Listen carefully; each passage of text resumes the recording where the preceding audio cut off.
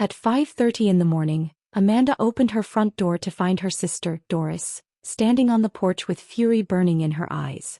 Cold wind blew around them, and Doris's angry breath rose like steam in the freezing air. Behind her stood Alex, arms crossed as if he was the injured one. And sitting inside Amanda's warm living room, wrapped tightly in her grandmother's old quilt, was 5-year-old Lucy, still trembling from the cold. "You did this," Doris shouted. "You planted ideas in her head."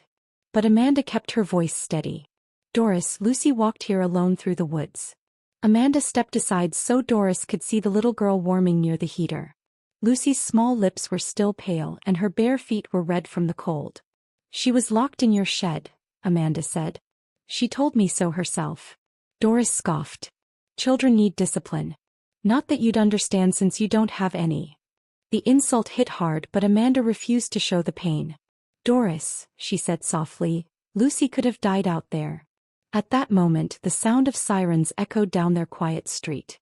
Police lights flashed blue and red against the frosted windows. Alex stepped forward sharply. "Give her back. This is a family matter," he demanded. But Amanda shook her head. "No. Lucy is showing signs of hypothermia. This is no longer private." Doris laughed cruelly. "You're not a doctor, Amanda. You clean up after dogs and cats." Before Amanda could respond, emergency workers rushed into the house. One paramedic knelt beside Lucy, checking her temperature and offering a warm blanket. Lucy looked up at Amanda with wide brown eyes filled not with fear but relief. Pure relief. Amanda felt her heart twist. This child was safer with strangers than at home. A female officer approached Amanda. "Ma'am, do you have any information about this child's home situation?" she asked. Amanda hesitated and glanced at Doris, whose glare carried both warning and threat. But Amanda had been preparing for this moment. "Yes," she answered quietly. "I have a lot." For 6 months, Amanda had kept a folder hidden in her closet. Photos, recordings, text messages, and written notes. She never wanted to use it, but she always knew she might need to. Doris froze, her face draining of color. Alex stepped closer, his voice sharp. "You've been spying on us. That's illegal." Amanda stood firm. "Everything I documented was visible from public areas or told to me directly by Lucy," she said. "I checked with legal aid months ago." Alex's expression hardened. He had expected emotion, not preparation. Amanda went into her bedroom and returned with the thick folder. The young officer, Carter, opened it and frowned deeply as he flipped through each labeled tab. "This is extensive," he said. Outside, more officers kept Doris and Alex separated for questioning. Lucy, now wrapped securely in blankets, watched Amanda with tired, trusting eyes. For the first time, Amanda felt hope rising. Officer Carter stepped aside to make a call while Amanda watched Lucy closely. The little girl clutched the blanket like a shield, her eyes following every movement in the room. "Amanda," she whispered. "Am I in trouble?" Amanda knelt beside her. "No, sweetheart. You're safe now." Lucy's small shoulders relaxed a little and she leaned into Amanda's side for warmth. Outside, Doris was pacing back and forth, waving her arms wildly as she spoke to another officer. Alex stood rigid, jaw clenched, glaring at Amanda as if she had personally destroyed his life. But Amanda refused to look away. 2 officers guided Doris toward the patrol car to finish questioning. "This is ridiculous," Doris shouted. "She's my daughter. You can't keep her from me." Amanda heard every word, but she kept her focus on Lucy. "I want to go with you," Lucy whispered. "Please don't make me go back." Amanda felt her throat tighten. "You won't go anywhere without someone making sure you're safe," she promised. Moments later, a paramedic approached. "Ma'am, we need to transport her now," he said gently. Lucy tightened her grip on Amanda's hand. "Will you come?" she asked. "I'll be right behind you," Amanda assured her. As the ambulance doors closed, Lucy kept her eyes on Amanda until the very last second. The moment it drove away, Doris spun toward Amanda with blazing anger.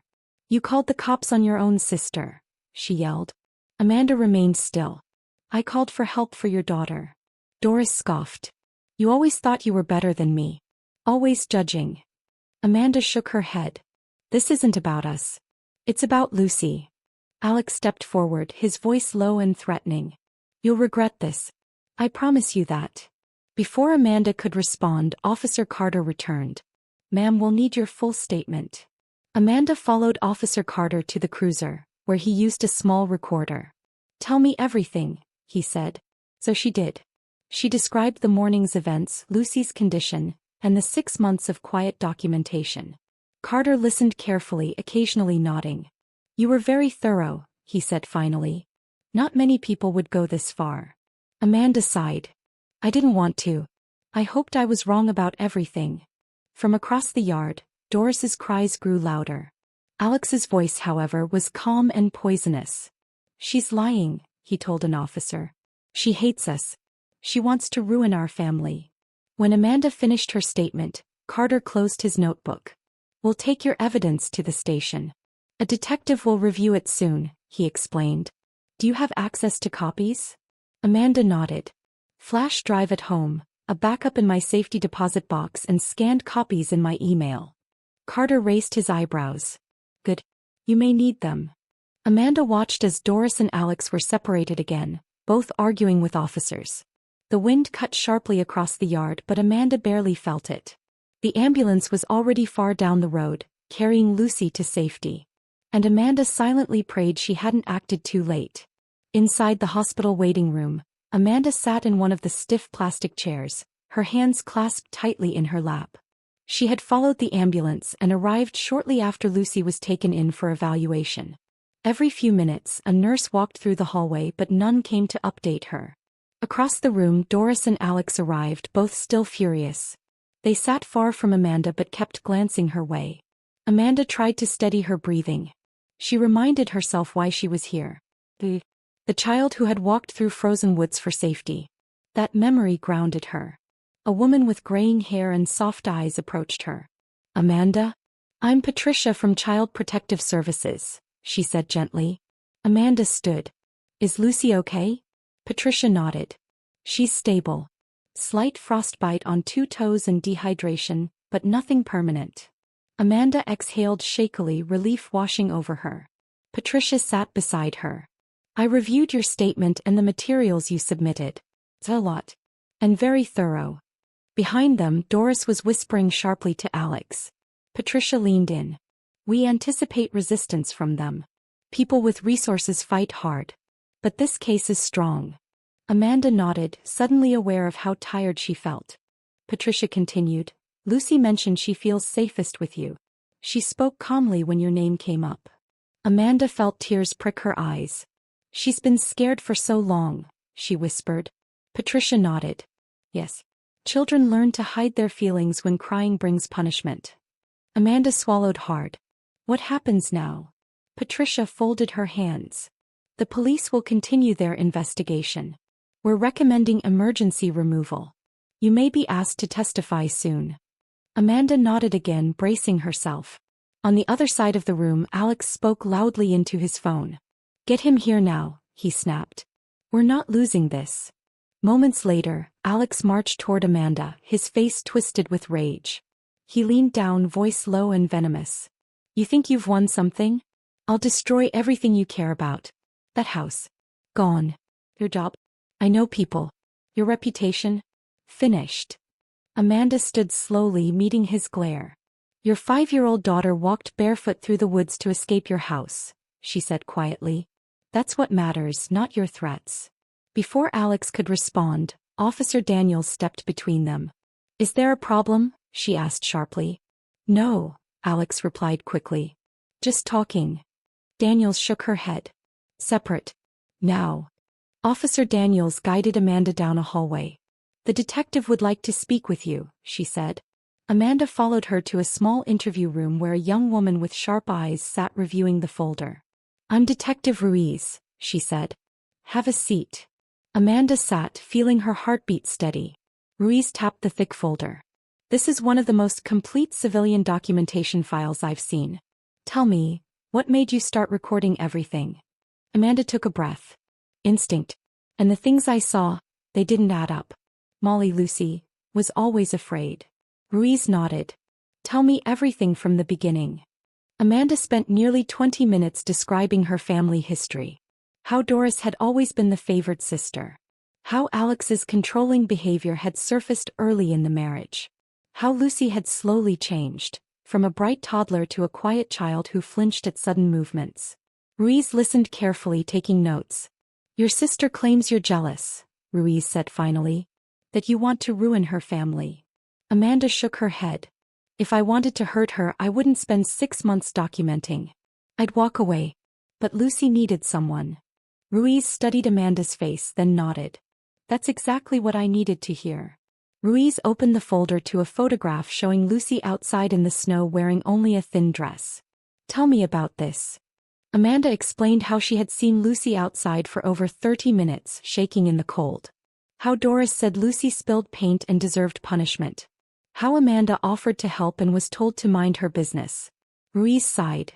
"And you didn't report it then?" Amanda looked down. "I did earlier in another case. The first investigator closed it. After that, I knew I needed stronger proof before trying again." Ruiz nodded slowly. "You were right. Sadly." A knock interrupted them. Another officer stepped in.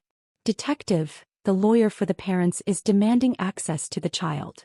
Ruiz stood immediately. "Absolutely not. She's under protective custody." He turned to Amanda. "Stay here. I'll handle this." The door closed, leaving Amanda alone with her thoughts. Her phone buzzed on the table. A message from Doris lit the screen. "You destroyed our family. Whatever happens to you, you deserve it." Amanda stared at the message for several seconds before saving it in her documentation folder. Every threat, every word, it all mattered now. 3 days later, Amanda received a thick envelope on her doorstep. Inside was an eviction notice signed by Alex, accusing her of violating neighborly conduct and harming the property owner's reputation. She let out a humorless laugh. Retaliation, exactly as Patricia warned. She immediately called the legal aid office. A lawyer named Franklin reviewed it and said, "This is classic retaliatory eviction. Document everything and don't leave the house. I'll file a response." That same week, Amanda noticed strange cars slowing in front of her home. Someone rifled through her mailbox. And one morning she found a dead bird on her porch. At work, the pressure followed her. Her supervisor, Janet, called her into the office. "Amanda, there are rumors," she said uneasily. "Some say you stalked your sister. Others claim you falsified reports."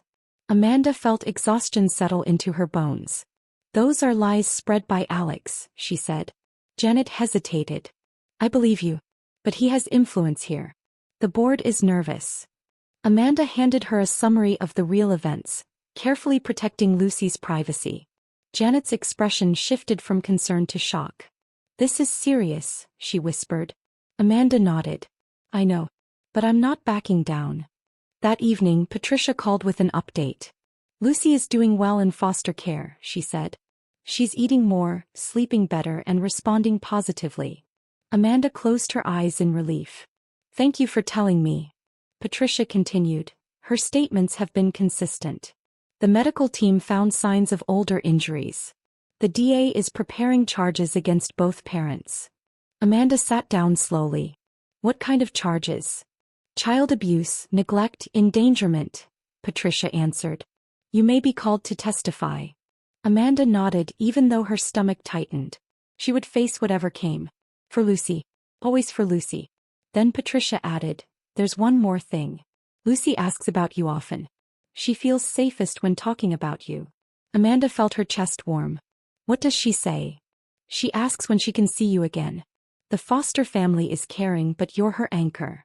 Patricia hesitated. "Would you consider supervised visits while the case continues?" Amanda nodded instantly. "Yes. Anything she needs." Patricia smiled gently through the phone. "Good. I'll start the paperwork." When the call ended, Amanda sat quietly in her dim living room, letting herself feel the weight of everything. The fear, the anger, the relief, the responsibility. Over the next week, retaliations escalated. Someone parked outside her home late at night, headlights pointed at her windows. Her mailbox was opened again. Neighbors began to avoid her, whispers floating through the street. But Amanda stayed focused. She documented everything and forwarded each detail to Franklin. "He's digging his own grave," Franklin assured her. At the clinic, Janet stood by Amanda, even when board members questioned her employment. "Let them talk," Janet said. "You keep doing your job." Amanda nodded grateful. But she could not deny the pressure closing in. Each day felt like a battle she hadn't chosen. When the preliminary hearing finally arrived, Amanda walked into the courtroom with steady steps, even though her heart pounded. Doris and Alex sat at the defense table with their expensive lawyer, both dressed as if attending a business meeting, not a child abuse hearing. Lucy was not present, protected from the confrontation. The prosecutor, Helen, guided Amanda through her testimony. Photos appeared on a large screen. Lucy shaking in cold weather, bruises on her small arms, timestamps showing patterns. Amanda spoke calmly, answering each question. Helen nodded with approval. The judge listened carefully, expression unreadable but serious. Then came the audio recordings. Doris's voice echoed through the courtroom, sharp and cruel. Alex's cold tone followed, speaking about discipline and consequences. The room grew quieter with every second. Some spectators shifted uncomfortably. Helen displayed a printed text message from Doris. "Sometimes I wish she had never been born." Doris gasped loudly, whispering frantically to her lawyer. Alex's face tightened. Helen asked Amanda, "How did you interpret this message?" Amanda replied softly, as a sign she viewed Lucy as a burden. The judge made a note. The weight of those words hung heavy in the air. The defense attorney, Lawrence, stood for cross-examination. "Miss Amanda, you've never had children. Isn't that correct?" "Correct," she replied. "So what gives you the right to judge other parents' discipline?" Amanda answered calmly, "Locking a child in an unheated shed during winter isn't discipline. It's abuse." Lawrence paced. "You were jealous of your sister's life, weren't you?" Amanda shook her head. "This wasn't about jealousy. It was about protecting a child." He tried again. "Didn't your engagement end badly? Doesn't that show instability?" Amanda frowned. "No. It shows I walked away from someone dishonest." Lawrence shifted, frustrated. He attempted one last tactic. "Isn't it true that you began documenting right after your sister held a dinner party where your ex attended?" Amanda blinked, confused. "I wasn't invited to any dinner party," she said simply. Lawrence stiffened. No further questions. His attempt to discredit her had collapsed. Helen resumed, presenting testimony from Lucy's pediatrician. "He reported concerns twice," she explained. "Both times dismissed due to lack of obvious signs during visits." The judge reviewed the reports closely, his expression tightening. Amanda felt a small spark of hope flicker deep within her chest. During the lunch break, Doris approached Amanda in the hallway, looking exhausted and frightened. "I hope you're happy," she whispered harshly. "My marriage is falling apart. Lucy is with strangers. Alex is blaming me for everything." Amanda remained calm. "You locked Lucy in a shed, Doris." She almost froze. Doris shook her head. "She's dramatic. She exaggerates everything, just like you." Amanda stepped back. "Lucy didn't exaggerate. She survived." Doris's voice cracked. "You could have helped me instead of building a case." Amanda sighed. "I tried. You pushed me away." Doris stared, then turned and walked off quickly. 3 weeks later, the trial concluded with a verdict that echoed across their community. Alex was found guilty of child abuse and criminal negligence. Sentenced to 5 years in prison. No early release. Doris received a lesser sentence of 2 years. The judge acknowledged she had been under Alex's control but still responsible. Their reputations crumbled immediately. Business partners cut ties with Alex. Friends abandoned them. Even extended family stepped back. Amanda watched quietly, not celebrating, only relieved that Lucy had been believed. Justice had unfolded painfully but clearly. The real healing began when Lucy moved into Amanda's home months later. At first she was cautious, flinching at loud sounds, asking permission for everything, hiding food in her room. But Amanda responded with patience and warmth. Slowly Lucy began to trust. One morning while making pancakes, Lucy laughed, really laughed, when she saw flour on her nose. Amanda felt tears rise and quickly turned away. Routines grew, school, homework, bedtime stories. Lucy started drawing pictures of them together. "Do you think I can stay forever?" she asked one night. Amanda hugged her gently. I hope so, sweetheart. I really hope so. 2 months after Lucy settled in, Patricia called again. Amanda, parental rights have been terminated. Lucy is legally free for adoption. Amanda felt her heart stop for a moment. What does that mean for us? Patricia smiled. It means you can begin the adoption process. Amanda wiped her eyes. Yes. I want that. When she told Lucy later that evening, the little girl sat quietly for a moment, thinking. So, you would be my mom? Amanda nodded slowly. If you want me to be. Lucy climbed into her lap. I think you already are. Amanda held her tightly. The adoption process involved home inspections, classes, background checks, and endless paperwork. Amanda completed everything with determination. Throughout the process, Lucy grew more confident. She decorated her room with drawings of flowers and hearts. She asked for bedtime stories every night. She even started inviting a friend from school over to play. Amanda watched these small changes with quiet joy. One evening, Lucy handed her a picture she drew. It showed two stick figures holding hands under a bright sun. This is us, Lucy said proudly. Amanda kissed her forehead. It's beautiful. Lucy smiled. I made it for my mom. Meanwhile, Doris struggled to rebuild her life after serving her sentence. She moved to another state, working long hours at a small store. She lived in a modest apartment, far from the life she had once flaunted. Amanda heard updates occasionally through distant relatives. Doris kept to herself, rarely speaking to anyone. At first, Amanda felt anger whenever she heard her name. But slowly that anger faded into something quieter. Sadness. Doris had lost everything because she had refused help. As for Alex, he remained in prison. His requests for early release were denied after repeated disciplinary problems. Amanda's parents eventually reached out, asking if they could see Lucy. They were ashamed for not noticing the signs earlier. Amanda hesitated but decided Lucy should choose. Would you like to meet Grandma and Grandpa? She asked gently. Lucy thought for a long moment. Only if you stay with me, she finally answered. Amanda agreed. The first meeting was slow and careful. Lucy sat close to Amanda, answering softly when spoken to. Over time she relaxed a little more. Healing came in small steps, not leaps. And Amanda allowed Lucy to set every pace, never pushing beyond comfort. At last the adoption day arrived.